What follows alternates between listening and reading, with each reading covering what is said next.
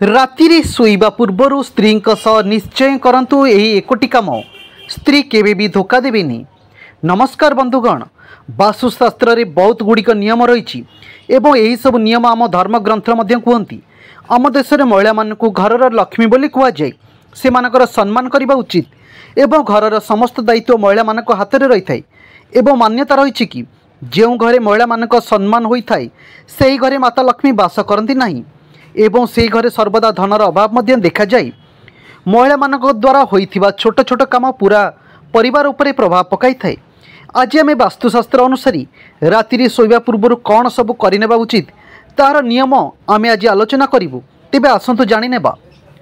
प्रथम कर्मव्यस्त जीवन में आम समस्त पाखे समय अभाव होता है। यार कारण है सकाळ 9टा ରୁ 5टा पर क्या भी काम करने को समय मिले ना। सेमिति आपण को कहीदेबू कि राति आम अधिकांश आम काम करने को पसंद करिथांती। जेमिति कि कपड़ा धोइबा और सुखाइबा। बहुत लोग सकाळ समय रे कपड़ा धोइबा को समय मिले ना, एथिपाई से माने राति रे धोइथांती।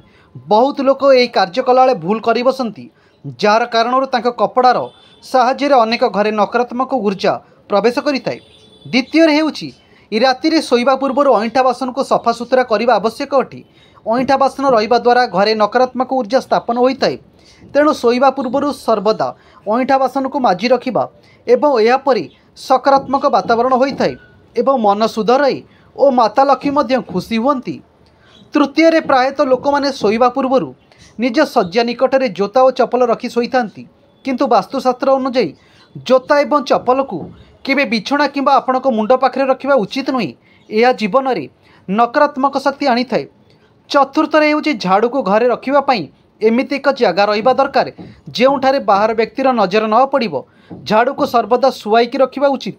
माँ लक्ष्मीकर प्रतीक झाड़ू होइतिबारु एहार अपमान करिबा बा एहा को गोईठा मारिबा उचित नुहे। झाड़ू को कौनसी खराब अलिया आवर्जना करिया पई व्यवहार करिबा उचित नुहे।